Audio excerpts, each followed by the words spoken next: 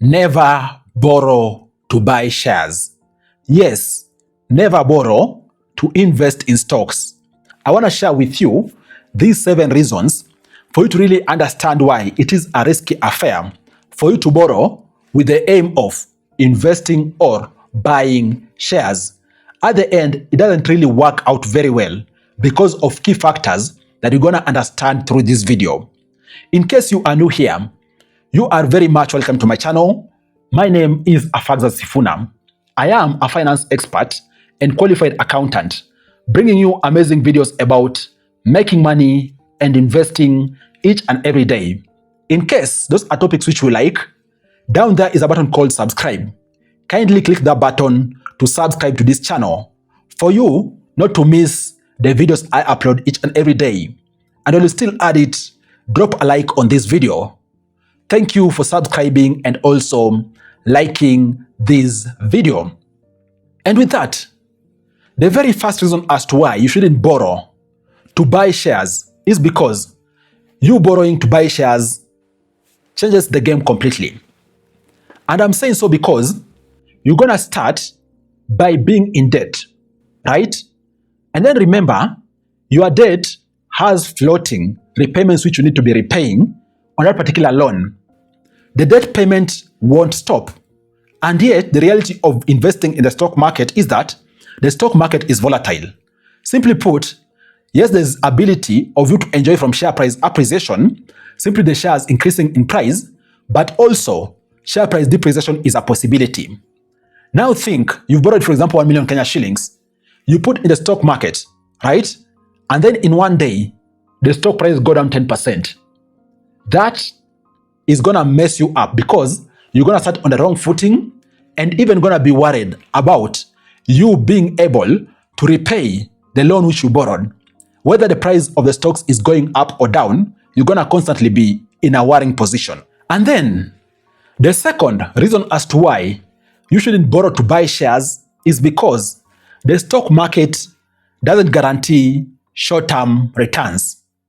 Out here, a misconception which most people have is that they can make money quickly in the stock market, even through trying day trading and other things. Guys, that is a bad thing to try because the truth is that you don't have the financial position to even try leveraging. You don't at all. That's a game which maybe institutional investors can play. You as an individual, you can't bank on making money with certainty in the short term in the stock market.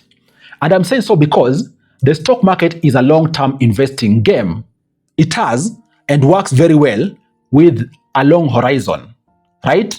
So you borrowing money, which you're going to be required to start paying immediately because the truth is that even grace period doesn't exceed 1 month or so, that is only going to add you pressure because the truth is that the stock market doesn't reward short-term or immediate returns. It does reward long-term returns, okay? And then the third reason as to why you shouldn't borrow to invest in the stock market or in shares is because the interest of a particular borrowing is going to work against you. Of course, when you borrow to invest in the shares, your hope is that the share price appreciation is going to exceed the cost of their particular borrowing. But then again, the truth of the market is very different, right? Right now, we're talking about the banks out there, when they add the bank rate from the CBK together with any additional rate they're going to put on top, it's going to tell you you're going to most likely borrow that particular loan in double digits. It means you need to repay in double digits, and even unfortunately, the mechanism which you use in the country is called floating or variable interest rate mechanism. Again, that interest rate is going to continue increasing in case the bank rate increases in future. That is going to see you be messed up big time. And I'm saying so because chances are you're going to be fighting against a market which is beyond your control. The stock market typically has an annual return on average globally of somewhere between 10%, 8-10% per year. Yes, at the NSC, we saw last year the increase being 50%. That happened last year, yes, but then again, we can't utilize a particular increase or sentiments of investors last year to peg how the market is going to behave this year. Investors have sentiments each and every day in the market. And if you are banking on investor sentiments, really assisting you repay your interest on the loans, you are working against a very bad position. That is why the interest rate is going to mess you. That's why you shouldn't be borrowing to invest in shares where the share price appreciation is not within your control. And then the fourth reason as to why you shouldn't borrow is because debt amplifies your losses. What do I mean? From the face of it, you might think, I borrowed 1M, right? I'm going to repay 1M. But the truth is that if you borrow 1M, right, you invest or you put it in the stock market through purchasing of shares, and then the stock market goes down 50%. In reality, your losses are going to have been amplified to 150%. Your loss won't be the 100% of the debt which you borrowed. Remember, you'll have lost on the loan amount which you borrowed, and additionally, you'll also have lost in the stock market compared to someone who didn't borrow, because the person who didn't borrow will only have lost 50% of their investment, which is debt-free, in the stock market. You who borrowed, your loss is going to be amplified to be 150%. That is why you shouldn't borrow to buy shares. And then the fifth reason is that you borrowing can force emotional decisions. And guys, the worst thing you can do when investing in the stock market is making decisions emotionally. And I'm saying so because if you are sitting there, for example, right, you have borrowed, you have a loan of 1 million Kenya shillings, you invest in shares, then the stock market starts depreciating or the share price starts going down, you are going to panic. And the worst thing you can do in any stock market is you making decisions based on either fear, uncertainty, or excess excitement. And these are emotional decisions which you're bound to make, because remember, you are coming from a point of fear. This fear you have because you have debt is going to increase your stress. That stress is going to increase your cortisol levels. That increase in the cortisol levels is going to make you lose patience, okay? And desire instant gratification, because you try not to hang on to anything for you to have hope.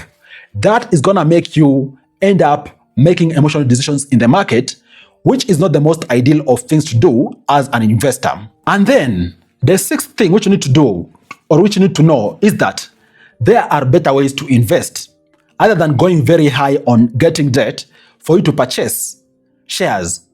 And the better ways to invest is you having a long-term horizon, knowing very well you are investing for the long term. You are not trying to chase short-term gains in the market. And even beyond that, you investing gradually is much better than trying to put millions in the stock market at once. That is why out here we have simple techniques of investing, like dollar cost averaging. Instead of you going to get 1 million to plow in the stock market and end up maybe even losing a good chunk of that particular money, adding to your stress, why not, if you can comfortably unlock 10K each and every month, develop the habit of plowing 10K each and every month in the stock market? Then you might be wondering, you've heard some people have borrowed to invest. When does borrowing make sense?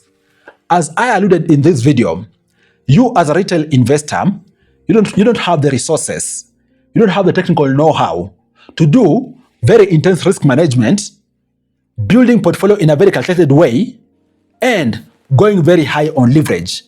Yes, out here, institutional investors, talk about mutual funds, investment banks, you name it, do utilize leverage sometimes to gain on the market. But then again, they have the experience, they have the brains through investment analysts who are really studying this market day in, day out. It's their full-time job. So when they execute any leverage position, they are sure they are executing. That knowledge is mostly with the institutional investors. You as a retail investor, don't compete with the institutional investors out there, because chances are you're gonna lose. Guys, that is the picture when it comes to someone thinking about borrowing to invest in the stock market or on shares. Have you ever borrowed to buy shares? How did it turn out for you? I hope you've gotten a thing or two from this video, which you can implement in the course of your investment for you to be able to preserve your capital, whereas you're also looking to enjoy from share price appreciation. Cheers, guys, and catch up in the next video.